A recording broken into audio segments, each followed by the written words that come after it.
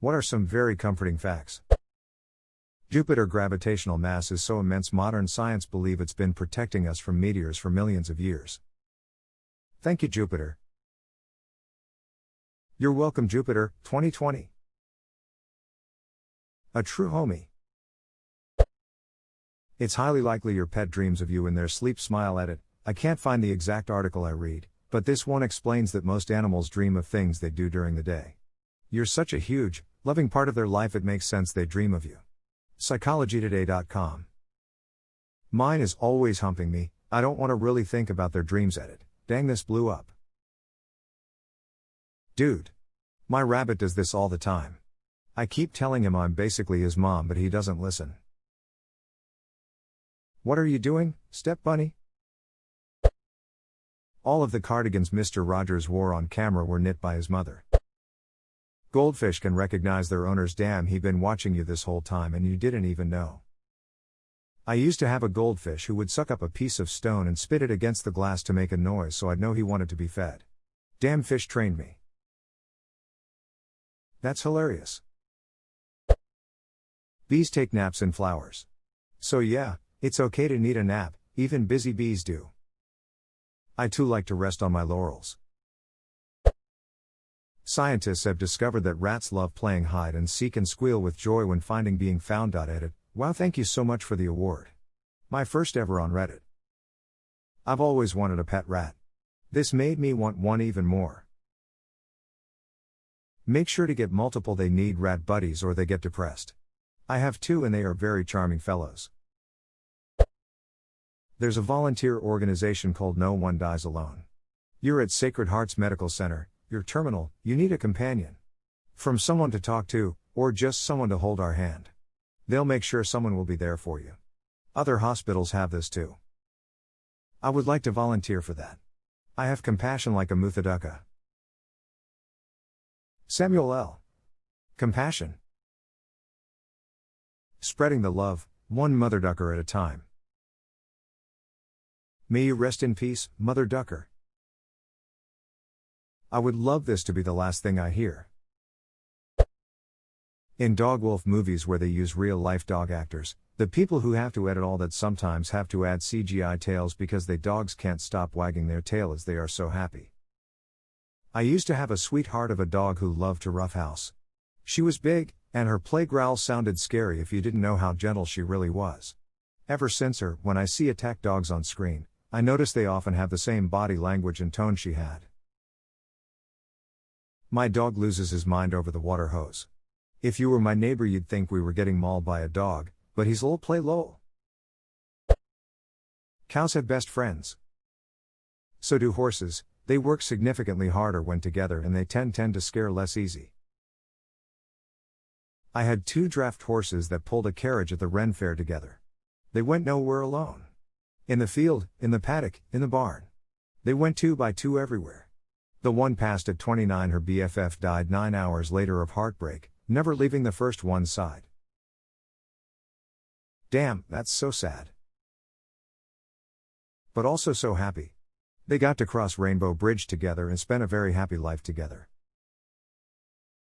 Understood. It had to be rough to lose both of them in the same day. Dogs make cute little sneezing sounds to tell you they are playing and not fighting. My dog kinda just sneezes in my face. It loves you. Van Gogh didn't start painting until his late 20s. J.K. Rowling didn't publish Harry Potter until her late 30s. Samuel L. Jackson didn't get his first big role until his 40s. It's never too late to be who you might have been. It should be mentioned that Van Gogh sold only one painting in his life. Technically, Van Gogh sold hundreds of paintings in his lifetime. Just not his own. He used to work for an art dealer. Lol. Some fish like to be pet. Clownfish are attracted to people. Went snorkeling around some reefs and after wiggling your finger at them almost like a worm, they come swim up to you and swam between my fingers. Clownfish are attracted to people. At least something is attracted to me, and that's definitely very comforting. Edit, formatting. The word for penguin in Mandarin translates to business goose. In Hungarian, raccoon is washing bear. In Norwegian too, I believe. If you make it to the airport without dying, you've already passed the deadliest part of plane travel. 1. A penguin was once knighted in Norway. 2. Blind people can smile even though they have never seen one. It is human nature. Smile. 3. The voice actors of Mickey Mouse and Minnie Mouse got married in real life. A knighted penguin that holds the rank of brigadier lives in Edinburgh Zoo. He was promoted in 2016. No one remembers all the stupid shit you did as a teenager.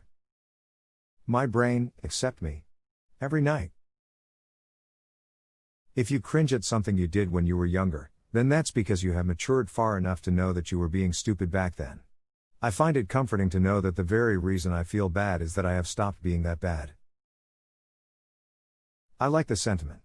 But every time this is posted it makes me feel shitty because my anxiety comes from recent social interactions, so every time this is commented, I feel like I haven't matured and am still a shitty person. Stan Lee started creating the Fantastic Four, Spider-Man, Iron Man, etc. at around 40, so even if you think that you can't get anything out of life, you still can push yourself creatively and leave a lasting impact on the world at an older age. I used to be a caregiver at a retirement home. I took care of a lady who started painting when she was 60 and kind of had an accidental career. She sold lots of paintings to hotels and in street fairs. She had a 20-year run as painter. While that is wonderful, there are many examples when people change their careers late in their lives. Ray Kroc spent his career as a milkshake device salesman before buying McDonald's at age 52 in 1954. He grew it into the world's biggest fast food franchise. Anna Mary Robertson Moses, better known as Grandma Moses, began her prolific painting career at 78. In 2006, one of her paintings sold for $1.2 million. Previously, she was a housekeeper and farm laborer. Larry David got his start as a writer for Saturday Night Live when he was in his late 30s, but he wasn't exactly successful. As he told Vanity Fair, the sketches would get cut. I only had one sketch on the entire year. Then, when he turned 42, he co-created Seinfeld, and the rest is TV sitcom history. Harrison Ford was a carpenter until his late 30s. Age is no barrier to do what interests you. It is never too late to start again. Otters hold each other's hands when they sleep so their mate won't drift away. Cheetahs are very shy animals. So some zoos give them support dogs like those for humans. It's the cutest thing ever. Edit, whoa, this blew up. Thanks for the award, kind strangers. I'm just so happy. Smiles. The bigger reason for this is that cheetah's vision likes to hyperfocus. In a crowd like ones at the zoo, they would get anxious looking at each individual and would try to analyze each person, which can be very stressful for them. Dogs are very good at reading groups and crowds.